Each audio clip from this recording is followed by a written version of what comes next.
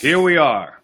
We're live. So, welcome to the Moron and Me. Today is a special day. It's great. It's awesome. It's wonderful. I'm Jeffrey Lodick. I'm a co-host here. I got my brother, David. David, say hello to the world. How you doing, world? Yeah. What's up? Right now we have I don't have any viewers that are currently on, so we'll see as it goes. But that's a good thing, we'll sit there and we'll talk about some stuff and get the party started. People that come in, they can learn a little bit about us. How about we start by kind of, I don't know, giving a little bit of an introduction of who you are, Davey. Well, I'm 48-year-old male. I am from Buffalo, New York. Moved out to the White Mountains of Arizona about 2.5 years ago. Loving every minute of it out here. Got a great wife and family. So, I just want to talk about sports. Want to let people know how my feelings are about certain things that are going on in the world today, in the world of sports. And I just hope y'all like to listen and enjoy. And, I like to get your feedback and, I'd like to banter back and forth and, kind of just like go at it. Just like me and my brother Jeff do. That's it. Just like me and my brother Jeff do. Or me and, what. All right. Anyhow. Hey, so I'm gonna bring you up to speed on this show, right? So obviously for you that know me, I'm Jeffrey. I'm the younger brother of David. Spent 20 years in the Army. We both are from Buffalo. We're big Bills fans and whatnot. Obviously, you can see that I'm a huge Yankee fan. I just like sports, man. And what we do, so just so you're tracking, and why this show began, is every day, maybe for about 10 minutes, some days for about an hour, David and I will call each other on the phone. He's out in Arizona. I'm out here in Tampa, Florida. And we'll talk about sports. And throughout the conversation, it gets ridiculous at times. I mean, we'll be laughing. People around us are laughing, and that's been our whole life. So now that I've done retire from the military, and we kind of wanted to bring something together. He had mentioned doing a live show on Facebook, and I said, well, we can do that. It'd be fun, because hell, all we're doing is having a phone conversation with each other, just with you guys as viewers and guests, and we want to get that interaction with you to see how it actually plays out because. Well, you'll see through some time that our opinions differ significantly on a lot of different matters. So I'm really thankful for this opportunity because, we get to do it together. Now, what I will do is tell you the show is going to be set up pretty easily, right? There's going to be a Monday night show, 6 p.m. Eastern Standard Time weekly, right? And through that conversation, whatever the topics may be, there'll be 4 15-minute segments. We'll do whatever topics we're discussing for the first 3 segments. That last segment is going to be fan or audience driven. So whatever topics that, through the course of the week that you want to throw out there, whether it be through email, we have an email at it's the Moron and Me @gmail.com. You can also jump into the group, which you're in right now, to go back and forth throughout the week. And if we find a topic that's actually worthwhile and it brings, look, a lot of the political statements and stuff, we're not trying to get involved with that because we want this to be fun, loose, just a good time. We'll hit on some edgy subjects. We will for certain, but we also just want to make sure that everybody is kind of tracking and just enjoying this conversation. Listening to 2 brothers who really have no reason or right to say anything about sports at all besides the fact that we watch them, right? But anyhow, as we start, I kind of just want to go into the first thing that is actually kind of popular on the ESPN, NBC, and all those other news is basically Ezekiel Elliott's suspension, right? For all those Cowboys fans out there that have the thought process that they're going to, go to the Super Bowl this year. Hey, before we talk about the suspension, David, let me ask you this question. Sure. With Murray as the backup, I mean, Elliott is obviously a beast, man. I mean, he proved last year that he could do some great things, but if you watched a single Cowboys game, you saw that a lot of times on those long runs, it was basically he was getting passed into the second level, right? He wasn't getting hit at the front because that offensive line is hands down one of the best in the NFL, if not the best in the NFL. So what do you think with Murray filling that 6-week role, right? What do you think that plays into for Dallas? Okay, well, Jeff, first of all, you're about 2 years too late because DeMarco Murray is not filling that role. That role would be filled by Darren McFadden. But hey, that's why we differ. Same dude. So again, I forgot, man. This is why me and Jeff have these conversations. But anyway, I'm not a Cowboys fan. Right. I'm not either. But, with McFadden, McFadden is definitely he is a back. He is a workhorse back. He proved that with the Raiders. And, I don't think the absence of Elliott is going to it will hurt the Cowboys in some of the things they do. But, again, McFadden is a north and south runner, which is basically the same as a Elliott or Murray. That, if you look at the Cowboys backs in general, they're pretty much all north-south runners. They don't have a lot of moves because that's the way their offensive line is built. What I would like to really discuss and get into is on top of just the suspension of Ezekiel Elliott and what it does to the Cowboys. My thing is the NFL in general and basically the double and triple standard that they have with the suspensions that are handed out to players. Again, a prime example. Okay, the Lucky Whitehead, who is the wide receiver or former wide receiver of the Dallas Cowboys. Okay, he is a man, probably 4th, 5th round pick or even undrafted player, comes in, has a menial role on the team. Okay, punt returner, 4th wide receiver. Okay, the Dallas Cowboy team presumed him guilty before anything was ever happened, released, kicked to the curb, because what he brings to the team is not the same as an Ezekiel Elliott. And that's my problem with the NFL. The NFL and the Dallas Cowboys, you have to have, consistency throughout. Yes, a star player is going to sell tickets, is going to bring you championships, but, it's a microcosm of society. It really, truly is, and I'm not getting into the political aspect. I'm just talking about, everybody brings something to the team and you cannot coddle the special players, jumping in real quick. So I look back at time, right? So obviously, you go back years and there's been obviously the domestic violence, the drug abuse, whatever the case may be. Some players play, some players don't, and all that good stuff. You had the Ray Rice incident, and I'm not even going to bring that up because I would love to bring that up to some folks, but right now I don't want to bring it up. But when that happened with him and the video is out and everybody sees what happens, because a lot of people get accused of things all the time, and people get accused of everything, but everybody saw, right on TV what exactly happened. So there was no excuse, there was no justifying, there was no backing out. So once that happened, obviously the NFL made some changes to their basic discipline rules, right? Now, absolutely. So, but you see someone like Ray Rice, and he's never played again, right? There are a lot of folks over the past couple of years around that time frame where there's been questionable things that have happened. Again, no video, but hearsay words, accusations. Well, the thing about Elliott that's frustrating me, I mean, even Tom Brady's suspension, as much as, I can't stand the Patriots, and or Tom Brady, the fact that you discipline Tom Brady 4 games for something that may or may not have happened. I mean, think about the relevance between these 2 suspensions, right? I mean, you think about Tom Brady 4 games for inflating a ball or deflating the ball. Ezekiel Elliott 6 games for being accused of something, not convicted, not found guilty, not criminally pressed, nothing. It's been going on for a year, right?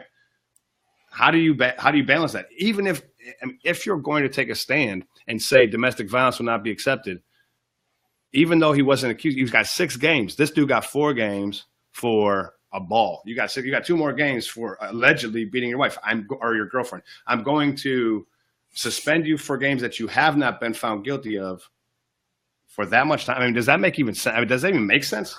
Well, unfortunately, most of the punishments in the NFL don't make sense. Okay. Like, for example, Ray Rice was all set to come back and play football until that video surfaced. And the problem with the NFL is this, and the problem with that situation was you can't unsee that video. You can't unsee what Ray Rice did, period. If Ezekiel Elliott suspended for 6 games, okay, They came down on Friday, said 6 games. Okay. Ezekiel Elliott, extremely disappointed by this turn of events, that the NFL would find him guilty. TMZ comes out with photos on Friday that shows bruises from his accuser. Okay. Now, were the bruises inflicted by him? We don't know. Okay. Now, had a video come out showing Ezekiel Elliott punching his girlfriend or something, would the suspension be Ezekiel Elliott's NFL career is over? I mean, I don't know. You don't know. Again, it is what can you do for me now?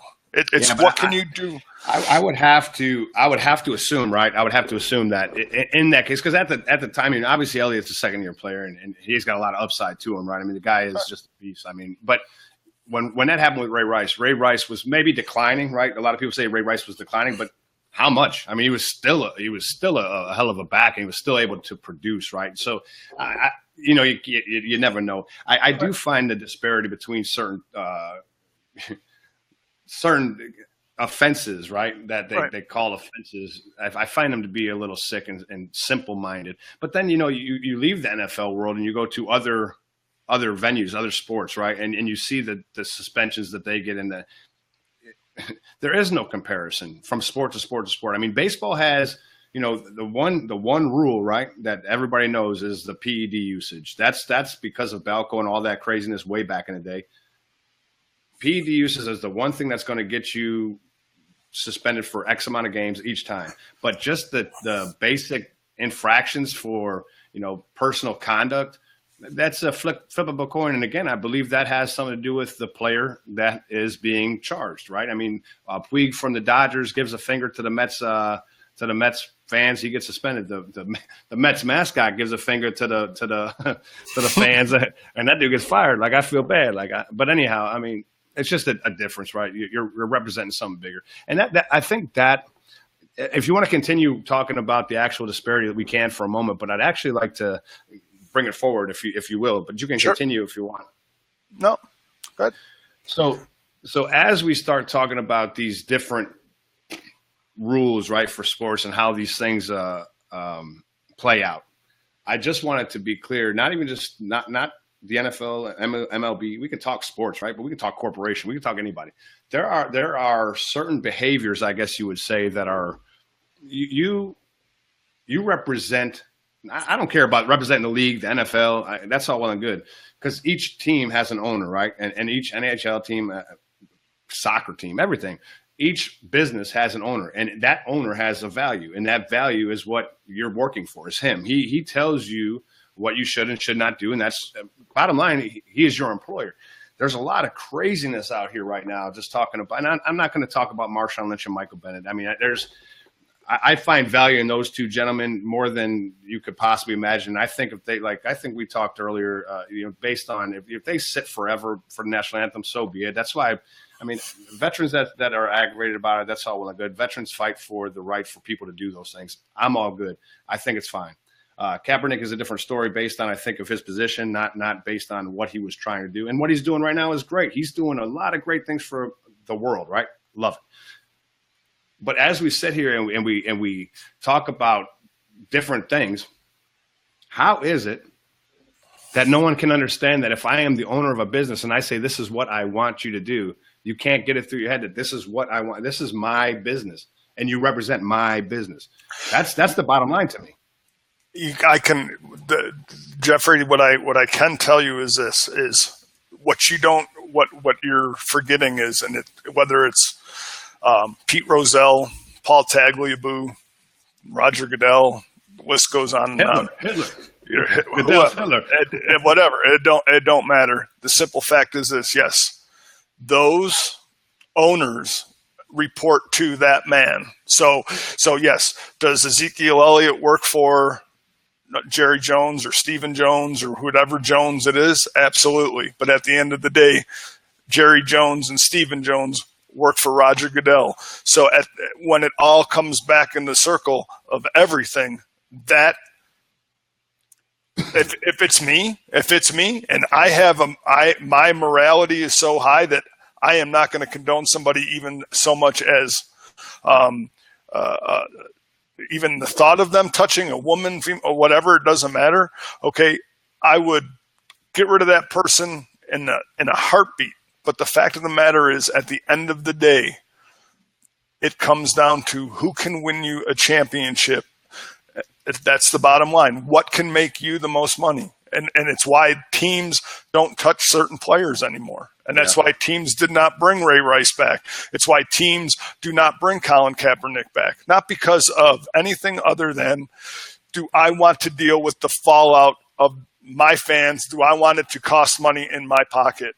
Well, I'm going to bring – see, not just that I was going to stay away this. So we got a couple of viewers. I was going to stay away from this, and you had to bring it up. So I'm going to hit it for just a second, man. Listen, I was still in the Army when Kaepernick took his knee and all that stuff. And I look, I'm going to be honest with you.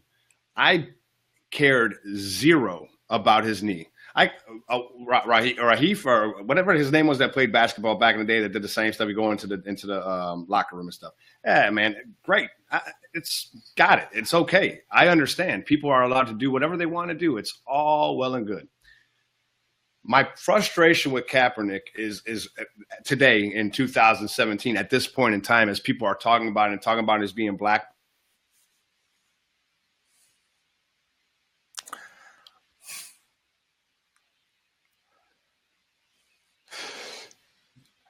Seems like we lost Jeffrey for a minute, but anyway, I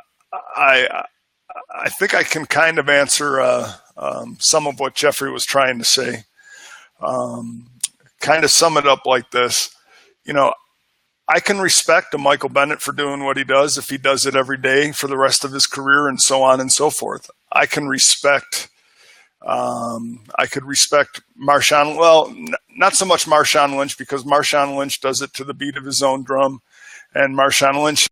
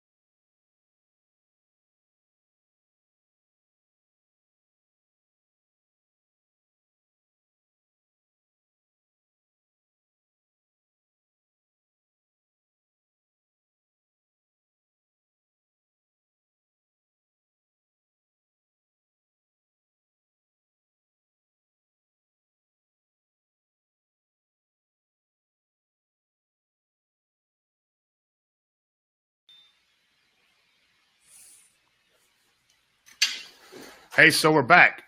We're back. Can you hear me? Yeah, man, I can hear you just fine. Thanks for all y'all sticking around. I apologize. Hey, listen, there was a thunderstorm in Florida, and I don't know if you know, I'm running power off of my home, and when the home lost power for 0.4 seconds, the whole thing shut down. I apologize. Hey, great first show. We're moving forward. We're moving forward.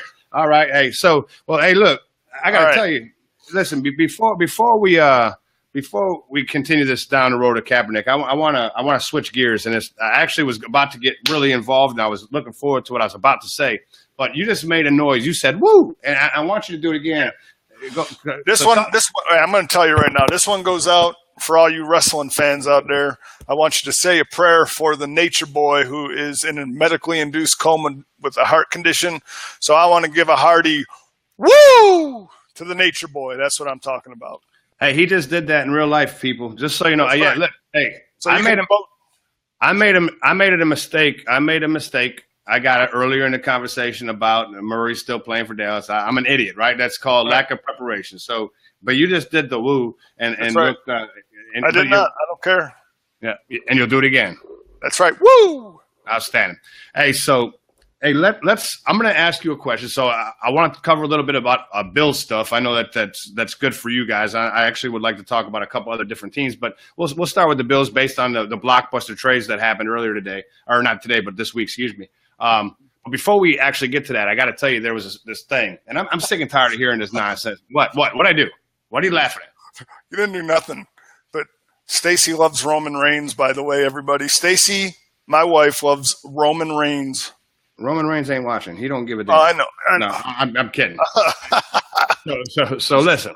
Sorry, Jeffrey. Go right ahead. No, go ahead, man. I like the fact that you bring up Stacey. Hi, Stacey. It's nice to see you. Hey, but so I saw a thing in the article, or a little ESPN update earlier today about Tyrod Taylor and Jerry Hughes getting into a scuffle, right? And then the guys have Jerry Hughes on the sideline. They're asking him about the scuffle.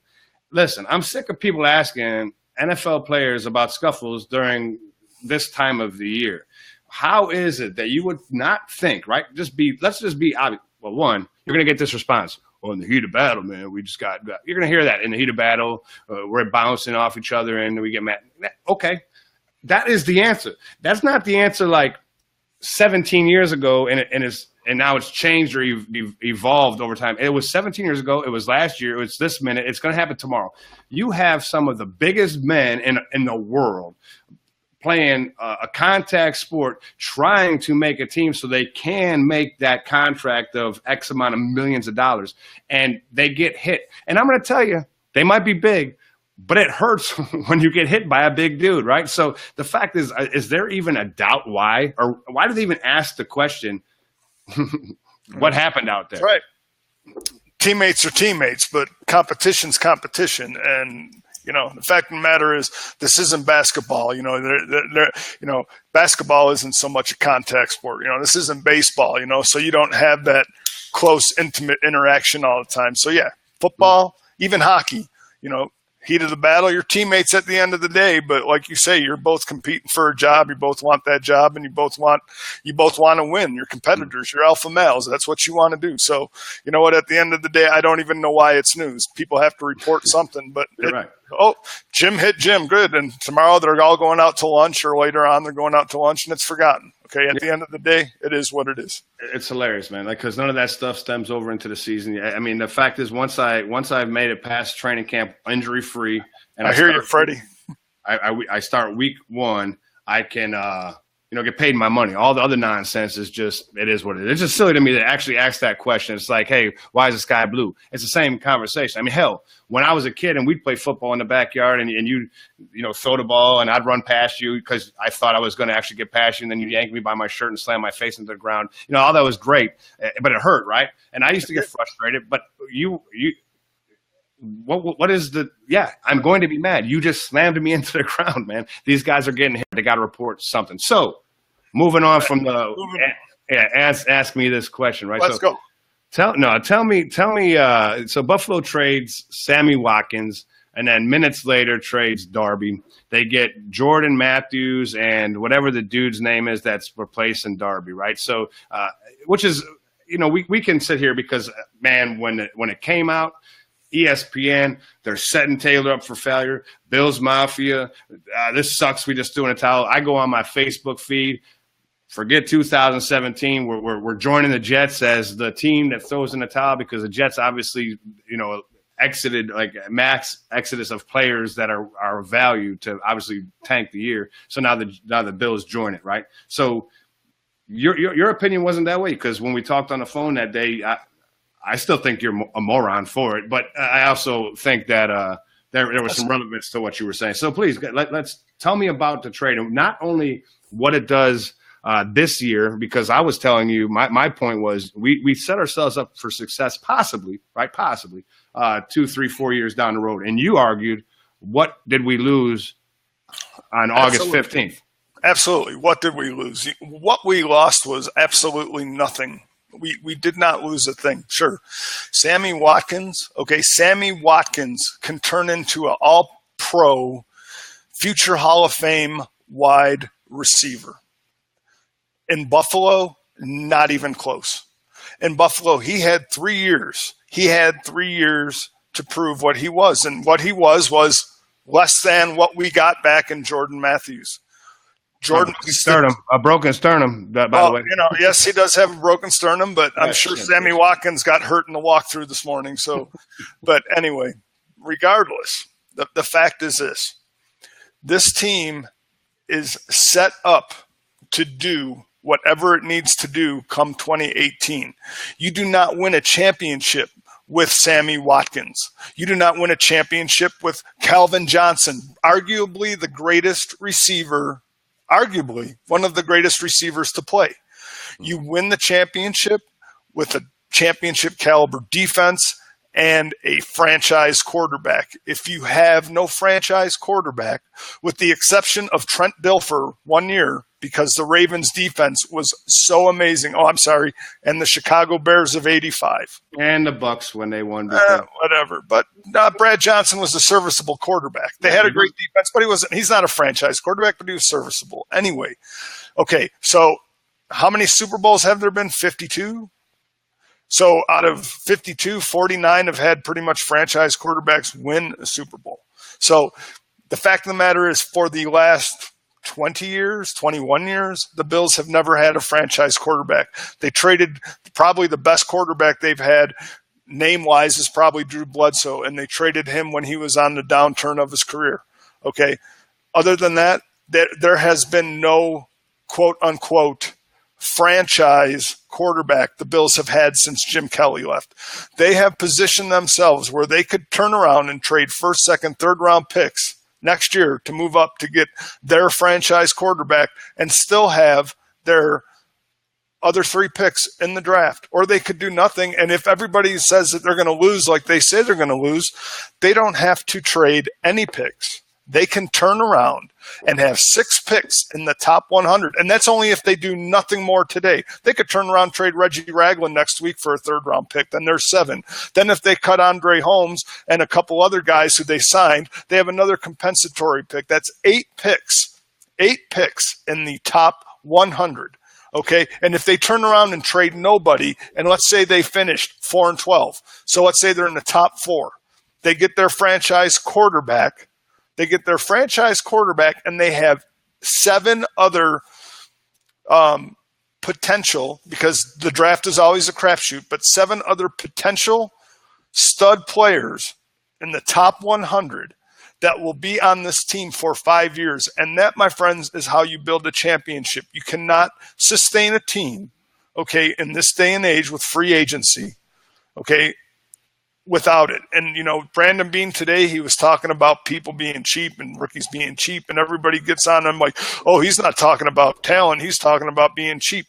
The fact is, you can have a Luke Kuechly on your team, one of the stud wide receivers, not wide receiver, stud line. Hey, maybe, a stud linebacker, one of the top 3 in the game today. Okay. And in 3 years, he's going to be costing you less than $1 million a year. Okay, and that's what this is all about. It's about requiring talent. The last regime came in here and traded everything away. They drafted a freaking E.J. Manuel, Okay, and then they had to look so good that they traded up to take Sammy Watkins because they tried to make that draft pick of E.J. Manuel look like it mattered. And they failed miserably. And they set this franchise back probably 4 years by doing that. No, and then the hiring the brothers, because that was right. Absolutely, absolutely.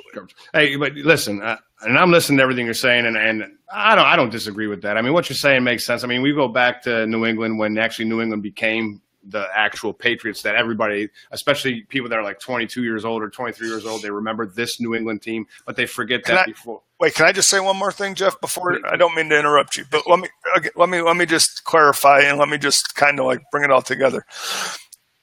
Besides Randy Moss, can you tell me one future Hall of Fame wide receiver that Tom Brady has played with in his career? Bill Belichick. Okay, cool. I can't. There isn't. You know the answer. I know they've had some really good guys out there. They've had some decent guys out there, but of course, it's like this. David Patton. Great. Remember this big Super Bowl catch against, who was it? I forget who they played. He caught the ball in the back of the end zone, won the Super Bowl, the last play, whatever it was. Okay. I forget what team they were playing. It could have been the Falcons. I don't know. I forget. But fact of the matter is, David Patton, after he won that, he got his big payday because everybody thought David Patton, biggest thing, 2 years later, he's out of football. If you do not have a franchise quarterback, I don't care who your wide receiver is, he does not win you a championship. So to get a second round pick for him, absolutely. Yeah. Well, now that you interrupted me, because I forgot what I was going to say completely. Mm-hmm. It's all right though, because you made a great point, and I think that as you speak about what you're talking about, it makes great sense. It does. I just, in my opinion, we've had so many years of just garbage decisions, garbage leadership on the team, and I'm not even talking about the players. I'm talking about the decision makers, right? And here we are as a fan base, and just for everybody listening, I left home in 1997. I've been around everywhere for the last 20 years, and being a Bills fan away from Buffalo is probably the most difficult thing to be, unless you're, say, I don't know, a Lions fan anywhere, But I just say, having people ask me all the time, and the Bills are my favorite team, and I stick by them. That's my team. But I tell people it's my line. Hey, look, I'm a Bills fan until they're mathematically eliminated from the playoffs, and that's typically week 5 or 6. And I know that there's a year we were 6-0, and everybody thought we were going to the Super Bowl all over again. That ended in a 8-8 season, 9-7 season. Was a horrible season. I mean, that was when we paid Rob Johnson all that money for absolutely nothing. But all that conversation that I'm saying, it sounds great, but I got to tell you what I really am impressed by through your conversational that you just gave wasn't even just the numbers and how you lined everything up. You said the word compensatory, and I'll be honest with you. I would actually love to be at your house right now, because I would imagine that if I was to sit where you're sitting, there's a big whiteboard, and you have on that whiteboard large words phonetically, so you can read it and say compensatory, because we know that's probably the biggest word you've ever said in your life. But hey, it's good. Hey, for the few viewers we have on here, they loved it. I guarantee they were like, this dude is smart. Now, at some point, I'm going to bring you that same. I'm going to reciprocate the words and the knowledge. Reciprocate. Yes. See, look at that. Not as long as compensatory, but it is what it is. Hey, so the moves, I think, is a good thing for the future. I think that in line with, and tell me if I'm wrong, in line with the Cleveland Browns and what they've done over the past 8 months, right? The Cleveland Browns have a historically horrible franchise, right? I mean, you go back to before they moved the first time, then they come back and they move. Historically, a horrible franchise, quarterback after quarterback after quarterback. And this is all in 10 years. I think they have more quarterbacks than anybody, like in the history of life, in those 10 years. But if you watch what they're doing, the trades that they've made, the draft choices. I mean, they had so many picks this year because of trades up and down. Next year, they have a large group of draft choices that they can either use and or trade for a bigger name player or an actual an actual franchise quarterback. I mean, bringing in Osweiler was obviously a way to, cuts. I mean, get some stuff. But I mean, I think they got that franchise guy in Kaiser. I just think it's a matter of giving him, that deal they made with Osweiler was more of a here you go, because I really need to get rid of the salary. I don't think Osweiler makes the opening day roster personally. Right, I agree. So, what do you think? We talk about Osweiler. So, what do you think happens with him? Is he a starting quarterback in the NFL? I don't know. I mean, the only team I could probably see him starting for is probably the Jets, because I think anybody could start for the Jets at this point. Yeah. I don't know. Osweiler's a serviceable backup. I think Osweiler's great for a backup. Could be a great guy to have, depending on the type of system you run. Yeah.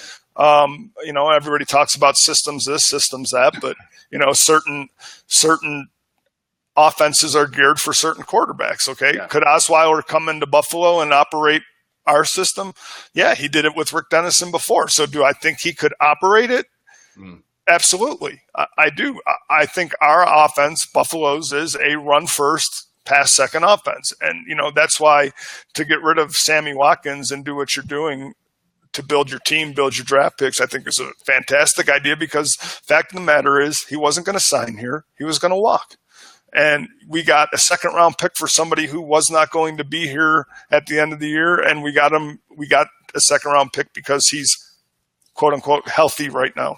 So I think the Bills did a fantastic thing. Osweiler, absolutely. I think he's a serviceable backup and he's a serviceable starter in some systems. But do I think is he a sexy name? Is he a sexy guy? Is he going to throw 300 yards a game? No, he's not. He's not that guy. Or a season, maybe for right. And again, you look at Cleveland. Okay, I mean they let Terrell Pryor walk in free. I mean Terrell Pryor was their best receiver, and they let him walk.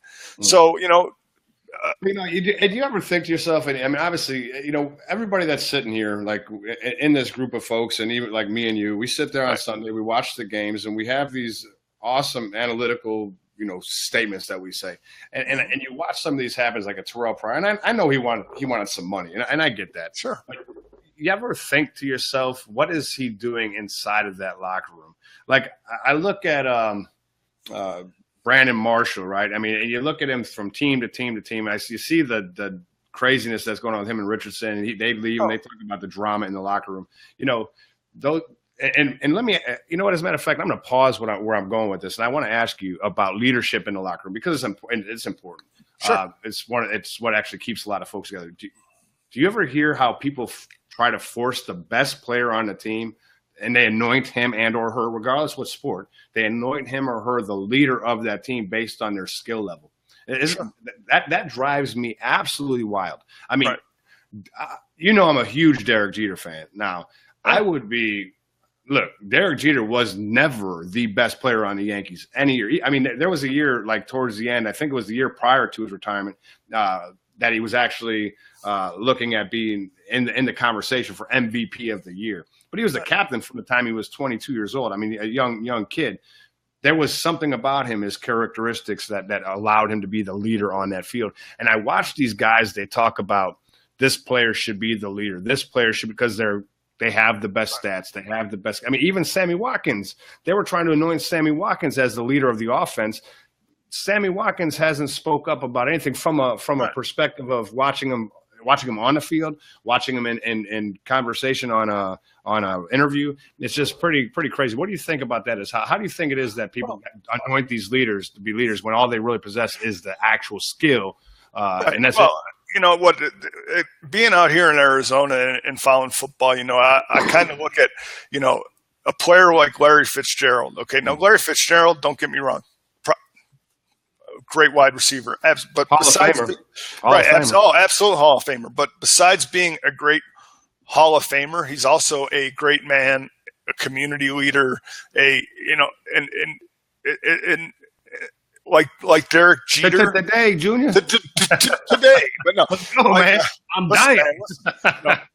Joanne taught me these skills. Yeah, but anyway, there's something that they possess where, depending on the locker room and depending on depending on the type of players you have around your team, it's kind of like Marv Levy. Marv Levy always talked about, and so on and so forth, was character. What you have, the Bills aren't going to draft people with questionable character.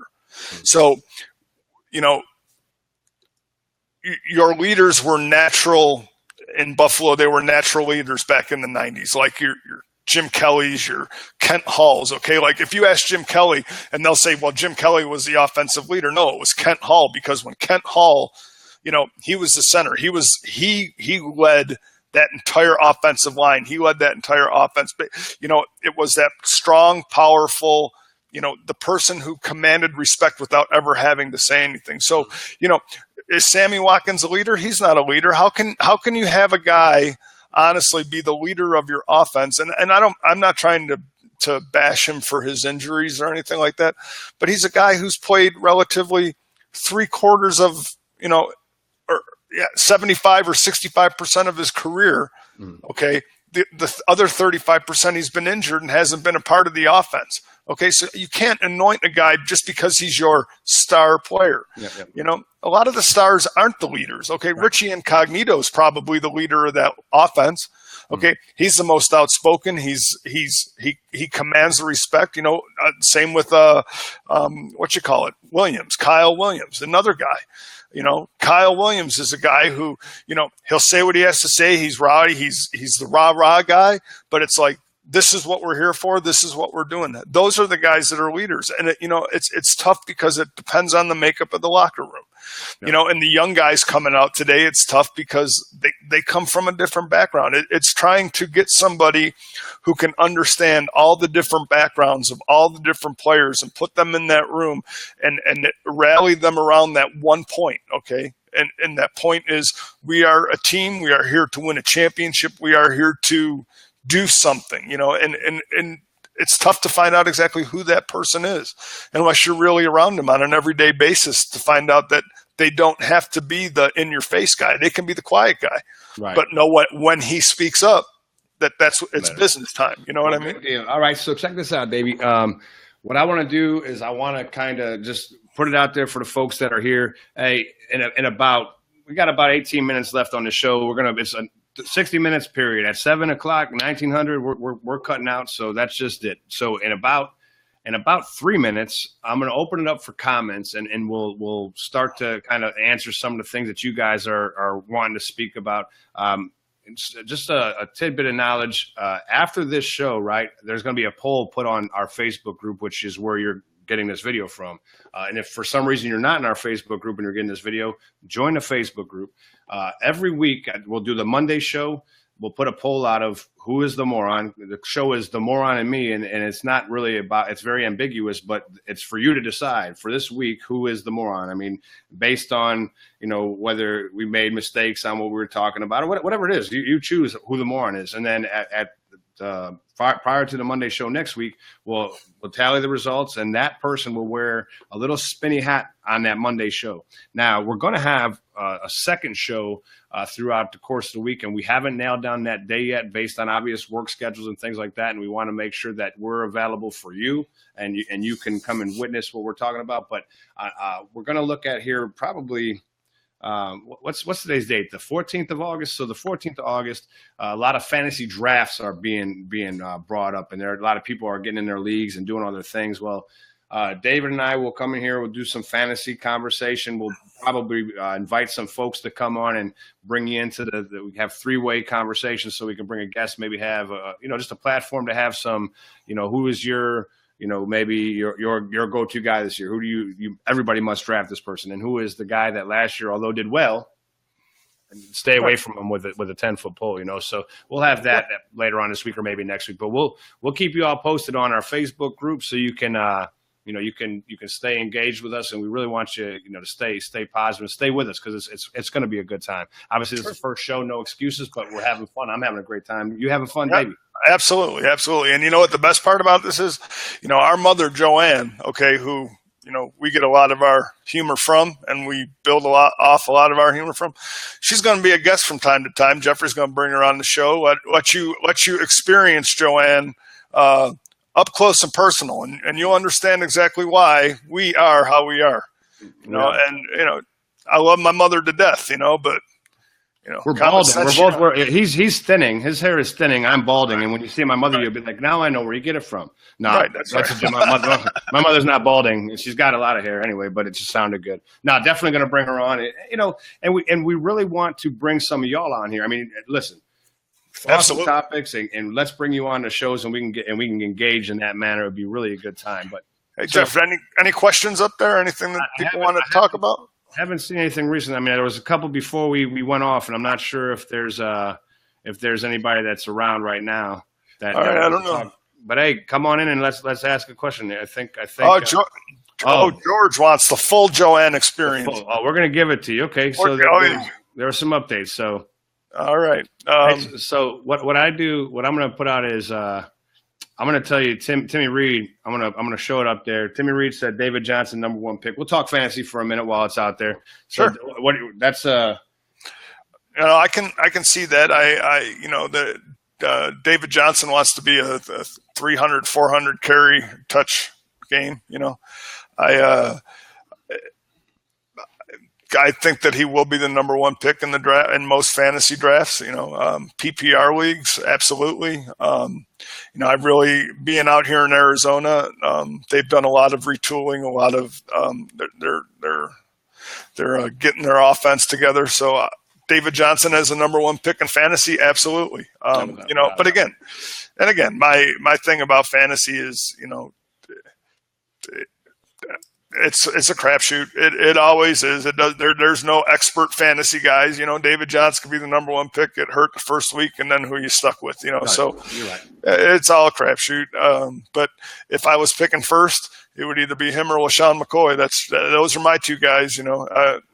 It's just that's me, and it's not about being a Bills fan. It's just I think the Bills' offense is geared for the run, and he's going to be part of that passing game, and he'll probably be the #1 running back in the NFL this year, and that's just my opinion, not a Bills opinion, not a Homer opinion, just what I feel to be fact. Listen, man, shut up. Okay, hey, Jay. Hey, no, it's okay. I see. I'm gonna put it up there. I messed that up, but I'm gonna put it up. That's our brother Jason, and he says doesn't know how to draft. Trust me, 20 years. All right, hey, look, let me tell you right now, I wouldn't draft McCoy first. There's so many other folks out there. I mean, I get it, I understand, but the thing that I would tell you, and period, right? He can put up yards. We had the #1 offensive or rushing offense last year, right? Sure. Who had the #1 scoring offense last year? Was McCoy then? I mean, I know McCoy was out for some of the year. I got it. But look, the fact of the matter is McCoy can run for 55,000 yards. They can't put the ball in the end zone. So go ahead, run. He had 13 touchdowns last year. That's great. I got it. You know what? I don't care how many touchdowns he had. Okay, I'm not talking about. It doesn't matter. I am not drafting the Bills' offense. I'm drafting LaShawn McCoy. Okay, like I said, everything to me. I said I would draft David Johnson or LaShawn McCoy first. I got you. Depending on what, if you're talking a PPR draft, you're talking a standard draft. I mean, there's different things. All right. Listen, I'm not drafting McCoy only to spite you. So, like, even if I had an opportunity there, I'd go. I'm gonna draft Thurman Thomas and see what happens out of retirement. Hey, listen. So, real quick question. I'm gonna ask this question. As you look at the NFL, what I'm gonna have you do is I'm gonna have you list all division leaders, all division winners for the NFL. Oh, but not yet. We're gonna write it down, and then when after the Super Bowl, we'll look back and see what we have, or even the weekend or the week leading up to the Super Bowl. We'll take it back and see. But what I want to know is this: the Raiders. Last year, the Patriots made it to the Super Bowl. The Patriots won the Super Bowl. Arizona lost the Super Bowl. I don't care how we look at it. Either way, was there really a competition in the AFC in the playoff run? No, there was no playoff competition in the AFC. The Patriots ran it, and as they should have, and they go to the Super Bowl. This year, Carr is better. His leg's better. They brought in Marshawn Lynch, who's a beast. Truly is a great back to replace your Minnesota-bound whatever the hell his name is. I just can't think of it out the head. You can tell me. It's all good. Go ahead. Spit it out. What's his name? Latavius Murray. There you go. Another Murray, right? I knew he was on. Anyway, so Carr's back. Murray's there. Besides, I think the Raiders are Murray's not there no more. Murray's. No, I meant. You know what I meant, man. Man, stop sticking with me. There's the moron. There it is. It works. But you know what I'm saying? So Carr's there. Lynch is there. Murray's gone. But where do the Raiders feel, or how do you think they compete in the AFC at this point? With David Carr being healthy, I think they are the number 2 team in the AFC, bar none. I think their defense is fantastic. Probably the top 1 or 2 in the AFC. Again, how their season goes is dependent on David Carr. If David Carr does not stay healthy, then the Raiders are in for a long year. I'm trying to remember who their running back is now. They let Latavius Murray go. I don't know off the top of my head if any of my viewers out there. Marshawn Lynch. Yeah, that's right. Never mind. I'm sorry about that. So one for me. I'm still up 2-1. Man, you're up 2-1 in your mind. You're up 2-1 in your mind. We talked like I said, I am of the mind that the Raiders go as David Carr goes. If Carr is healthy, and the Raiders, I think the Raiders could have beat the Patriots last year had they got to the Patriots with the healthy David Carr. I agree. So the other team that consistently is in the conversation, right, is consistently in year to year. It's crazy because they can have a Super Bowl caliber team, although they don't make it to maybe make it to the second round of the playoffs. But they're always in the conversation. They got a healthy receiver back this year. They constantly improve. I don't care when everybody says they've fallen and they just aren't there. They're still competitive, and that is the Pittsburgh Steelers. So where do the Pittsburgh Steelers lie in the AFC as far as where do you see them not finishing, but how do you see from a competitive side? Is that the team that benefits from the battle between those two Goliaths, the Patriots versus the Raiders? Well, I think the Pittsburgh Steelers are always in the conversation just because of the division they play in. I mean, it's kind of like New England. And granted, don't get me wrong, I think New England would win probably any division they play in. But again, the fact is you got Pittsburgh and Cincinnati, and then you got Cleveland and who? Baltimore. So, Baltimore's a fringe team. Okay. Baltimore's, Joe Flacco, Flacco is not, he's just, so, Pittsburgh is always in the conversation because they have stout defense. They have a great running game, and they have quality, and they have a franchise quarterback, and they have a quality receiver. Okay. And switching gears now, I'm going to move it out. I know you weren't in a complete thought, but I got you. Yeah, so now we're going to move to the NFC. So the favorite teams out there in the NFC right now, you still have Atlanta because nothing changed. I mean, nothing really changed. I mean, they lost their fullback to Buffalo, whatever the case may be, but they still have their dynamic offense and a really great, talented young defense. Sure. So I think that they probably, maybe in a nutshell, they probably are the favorite out of the NFC. You look at the Dallas Cowboys, who I think, and I'm not a Cowboys fan, but I am a Dak Prescott fan. I think he's a young quarterback, held the ball real well, controlled it. It was very emotionally sound, thoughtful. Smart quarterback. Yeah, very much. And I don't think the loss of Elliott, it could be detrimental, but I think he'll be fine because they still have. Look at the year before they had McFadden before Elliott was there, and the offense didn't skip a beat. So the defense was struggled, right? And not the defense, So absolutely, I don't think the offense is hurt one bit by having McFadden come in and play. That is not the issue. Again, Prescott's sound, very intelligent quarterback. He makes the smart plays, makes the smart throws. So, nothing's changed offensively for Dallas. And again, absolutely right, George. And that's what I was going to get back to with Jeffrey was, it's all about the Super Bowl hangover. It's that Super Bowl hangover in Atlanta. Buffalo is one of the few teams that have been able to shake it off and come back. I think they're one of the few teams, man, that everybody talks about the Bills being 4-time Super Bowl losers. I don't even say 4-time Super Bowl losers. They are 4-time AFC champions consecutive. It ain't happening again. Anyway, leaving Buffalo. We're still in the NFC, so stop going crazy. That's right. The letdown. It's tough. It's tough to overcome that. It can. It can be, but here's what it can be. You've had teams that have just not changed. The nucleus hasn't changed. They've went back and they've went back into the next year and just fell apart. Carolina,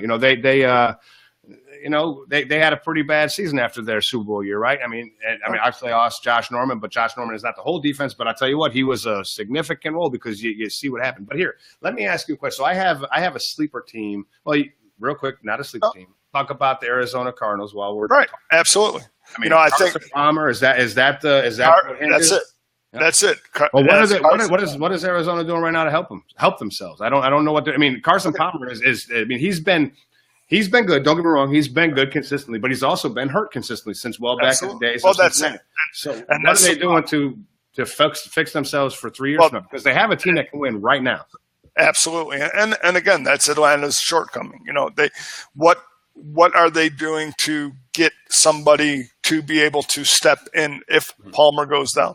And that's the thing, and I think that's the issue with a lot of teams. You have New England has Garoppolo, Atlanta, Matt Ryan goes down. Who do you have?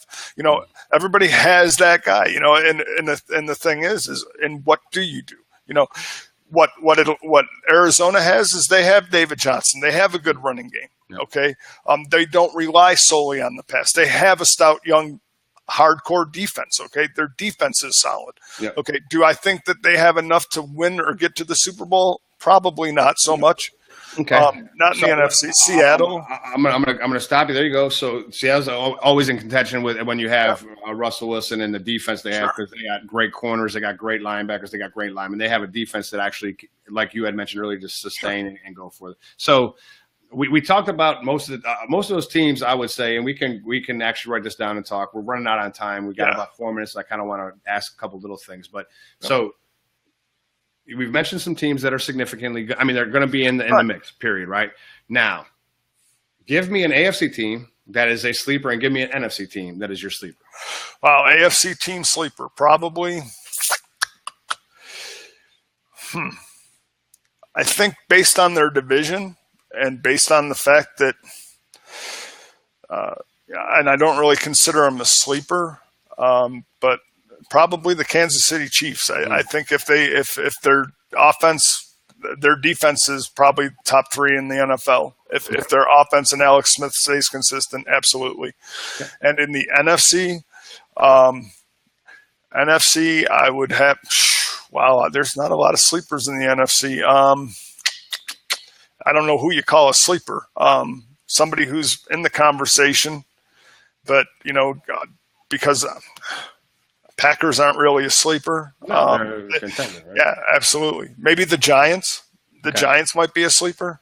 All right. Hey, so what I would tell you, and you got a bunch of teams coming in. You got the Chargers, Redskins, the Saints. Well, I wouldn't pick any of those for either. My sleeper, right, is actually the Redskins might be a pretty good sleeper. I don't think they're not going to be, but that's not who I'm thinking about in the NFC. I think the Redskins can be very competitive, but I think who takes the side of the sleeper in the NFC is the Tampa Bay Buccaneers. I'm not a hometown guy. I mean, I'm here in Tampa, but just watching what they had, their defense is young and great. They're fast, they're speedy, and they kind of let down a little bit last year. Their offense, man, you just brought in Deshaun Jackson. You got Jameis Winston, who's throwing for 4,000 yards with just Vincent Jackson and Mike Evans, and that you bring in Deshaun Jackson to replace Vincent Jackson, as he's done pretty much for his career because of his injuries. But man, I'll tell you, there's a lot of positive vibes in the Tampa area, and just from the team and the coaching staff, I got a chance to kind of look at them as they were doing some work down here. Awesome, man. So they look like they could be a contender in the NFC. In the AFC, man, I got to tell you, it's going to sound kind of crazy, man. And I got to tell you, I don't like the idea that I'm going to say this, and it has nothing to do with the AFC East, because I think that the only sleeper every team in the AFC East is a sleeper, meaning that they're not going to wake up and the only company, they're going to compete to win 2 to 3 games, and it's going to be against each other because they're just god awful. I mean, Cutler coming in for Tannehill is great. He couldn't win with a great offensive team and a good defensive team. It's a wrap for them. But I'll tell you, I look at Tennessee as a team that could possibly come out there and do some great things with Mariota staying healthy. They got a good young team. Kansas City to me is not a sleeper, and I say that only because I agree with you. Last year they were there. They could have won. They just a couple little things. Tennessee is a team that's up and coming, and they look like they're ready compete right now. You know. I almost said Tennessee, but I just don't believe in their defense yet. They're probably about another draft and free agent class away defensively. Yeah, but you're right, man. But there's so much disparity between the division winners and those two wildcard teams. There's no clear cut division in the AFC that has that we got the 1 and 2 stacked up good, right?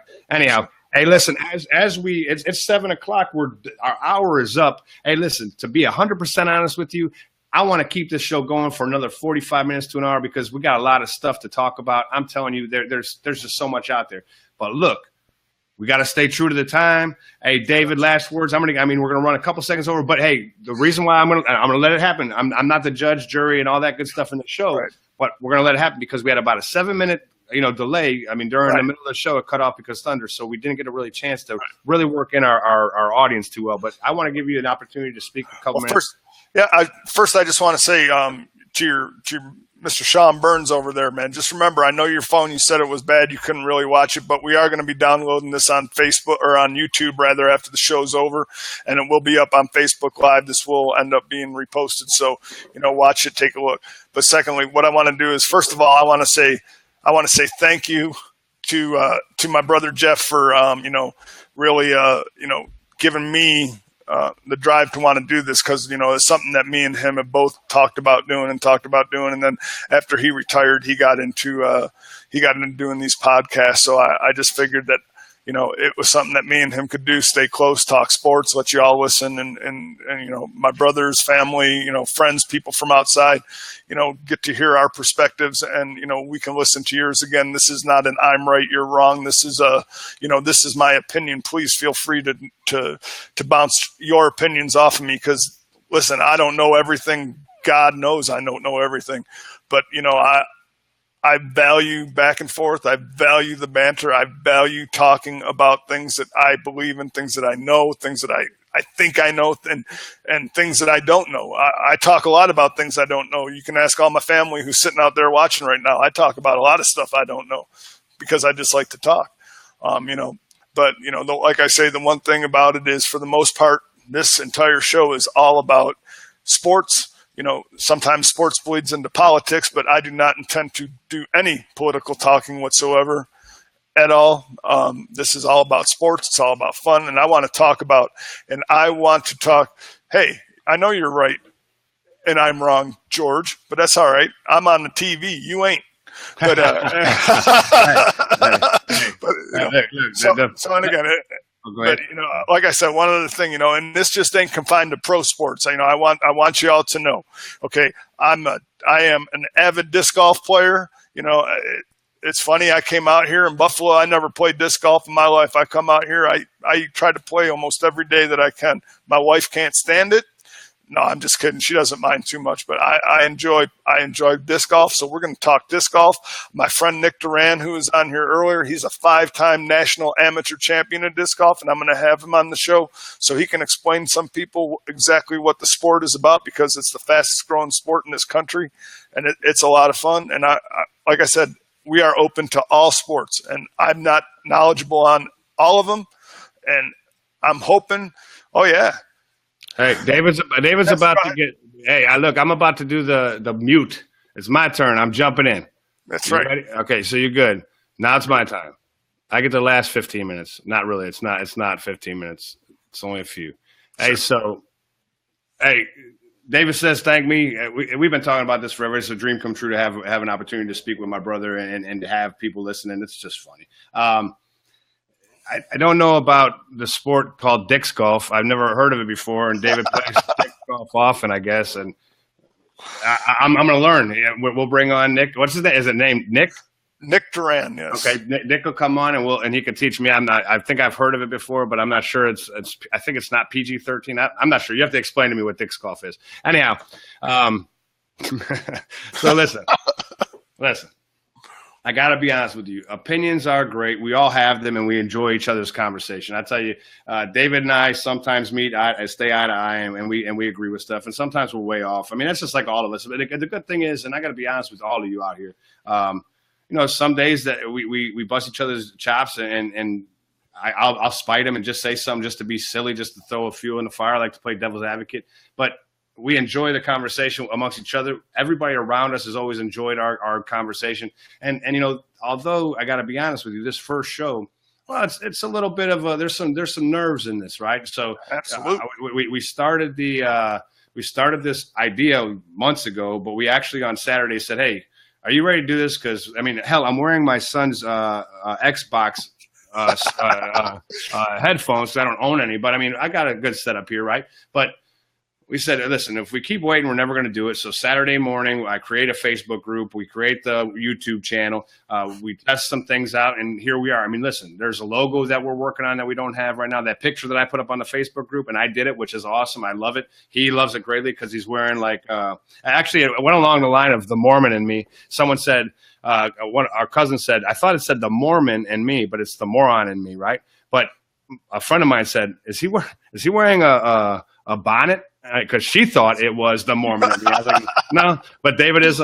He could be the Mormon, right? Anyway, as we develop, we'll do some things as we grow, and we'll grow together. But we were thinking we could keep pausing this. We can keep putting it off and putting it off. But more importantly, man, forget about it. We're here, and whether or not, I mean, I don't know. We started. I think it was like 10 o'clock in the morning, 11 o'clock in the morning. I invited like George and a couple other folks. 7 folks came into our group. That was our group, was 7.